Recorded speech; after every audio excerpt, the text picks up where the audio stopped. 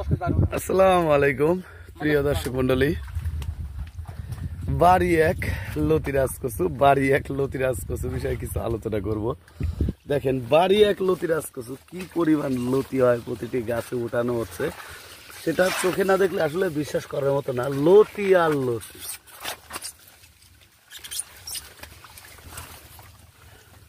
দেখেন প্রতিটি লাইনে শুধু লতি আর লতি হয়ে আছে। আসলে এগুলো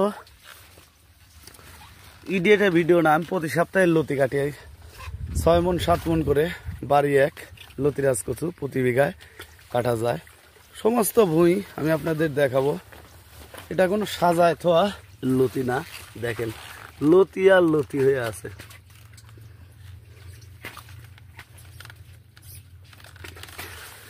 এই কচুটা নিচু জমি, এই কচুটা 12 মাসই চাষ করতে পারবেন আপনারা। গরমের সময় লাগাইলে দেখা যায় 1.5 মাসের ভিতরে লতি আসে, আর শীতকালীন সময়ে চাষাবাদ করলে আপনার লতি আসতে সময় লাগে হচ্ছে প্রায় 2.5 থেকে 3 মাস। তো দেখেন প্রতিটি গাছে লতি ভাঙতেছে, লতির যে গঠনগুলি।